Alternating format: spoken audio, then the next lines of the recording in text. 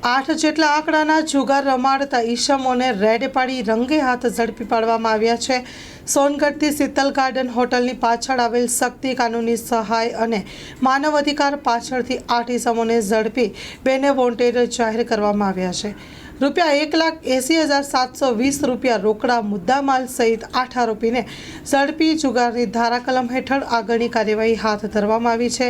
લાંબા સમયથી મુંબઈથી નીકળતા વરલી મટકાના જુગાર રમાડતા ઈસમોને ઝડપી પાડવામાં આવતા જુગારીઓમાં ફફડાટ ફેલાયો છે, જેમાં પકડાઈ ગયેલ આરોપી છે સુરેશ યેવલે, ધીરજ હોસ્પિટલ પાછળ સોનગઢ મધ્ય રહે છે, સલીમ શેખ મુસ્લિમ ફળિયું, સુરેશ શર્મા ભૂરીવેલ ઉક્કાઈ, વિનોદભાઈ વસાવા સિંગણવાર, जितेंद्र नेकरण वर्कशॉप उक्काई, बटुभाई लुहार श्रीरामनगर, सुरेश लुहार सोनगढ़, इम्तियाज शेख मुस्लिम फड़ियू मध्य रहे छे, जेमां वोंटेड आरोपी छे राकेश उर्फे पप्पू शंकरभाई गोस्वामी तथा भवान भरवाड़।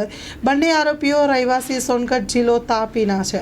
स्टोरी रिपोर्ट बाय विकास शाह, तापी।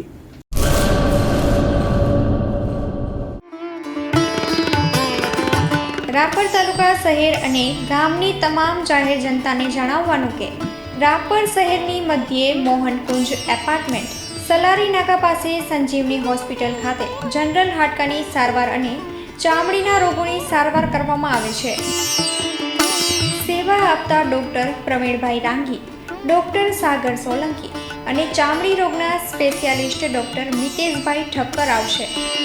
ચામડીના રોગના ડૉક્ટર મિતેશ ઠક્કર પહેલા અને ત્રીજા રવિવારે મળશે સંજીવની હોસ્પિટલમાં રાપર મધ્યે।